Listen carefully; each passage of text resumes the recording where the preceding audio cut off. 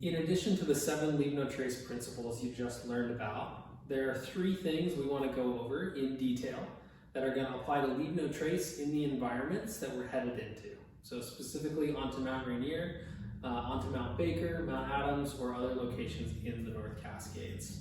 So the first thing we want to talk about is human waste. So obviously we all go to the bathroom. We do that every day, multiple times a day. One common question we get is, where can I pee? That's a great question. When we're out there in the mountains, if you need to go to the bathroom, you should go to the bathroom. So there's no big restriction on where you go. Often we cluster up at breaks together, and if that's happening when you need to go to the bathroom, it's courteous to step off away in a safe place where you're not also crunching wildflowers and use the restroom there. The other place we go to the bathroom is at camps. And at camps, rather than going anywhere we want to, we usually designate one area to pee. And the reason for that is we melt snow for water. So keeping that yellow snow clustered in one area makes our lives a little bit easier. Obviously, there are going to be times going to the bathroom where you're perhaps on a rope on your summit day. And so there are a few restrictions around exactly how much privacy you can get. We like to give each other plenty of privacy. If a teammate is going to the bathroom, it's always courteous to look away from that. So the second thing is, where do we make solid human waste? Where do we poop? So we all do that as well. And what's a little different for us than many backcountry travelers is we cannot bury our human waste. So there's no soil with microbes to break down that human waste. And glaciers and snow melt throughout a season. So it's not appropriate for us to leave our human waste behind. If you're going to Mount Rainier, you're lucky enough to have pit toilets at Camp Muir and Camp Sherman. So those are the base camps for the Disappointment Cleaver and the Emmons route. There are a couple of other select places in the North Cascades where there are pit toilets. Mount Shuckson has one, El Dorado Peak has one, there are a couple other places that do. But for everywhere else, we're going to be carrying all of our solid human waste out as well as our toilet paper. So there's a couple ways we do that. If we're headed to Mount Rainier, we use the blue bag system.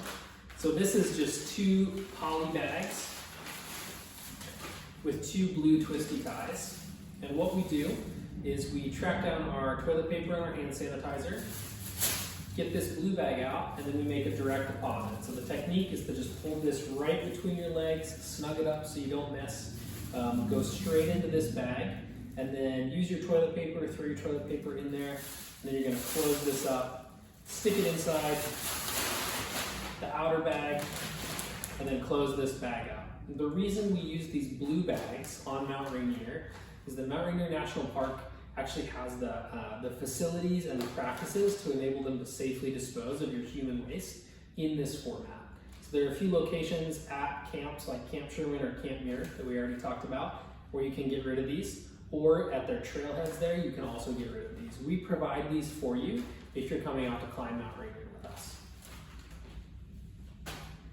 The other product that we use is something we call a Wag Bag. This is a go anywhere toilet kit. And I'll show you what these look like inside. Basically what we have in those is a small quantity of toilet paper. If you're a heavy toilet paper user, bring some extra. And there's also a little hand sanitizer wipe. It's kind of nice, one little package, you grab it when you need to go and you're all set. It's also in a Wag Bag. There's a large bag with some deodorizing powder. Let's see if you can hear it. Not so much. But this bag is really big. It's really easy to make that direct deposit. So as we've said with this and with the blue bag, we never do this doggy bag style where we pick stuff up off of the snow. Go straight into this, toilet paper goes in here, you close it up.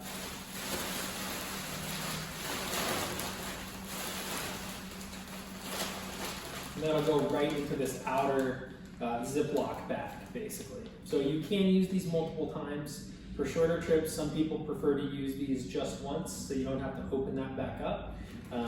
For a longer trip, you probably want to use these more than once. That way you're not carrying too much of these heavier waste kits into the backpack. So that's human waste. Pee bottles are another question, but we'll talk about those during your gear check.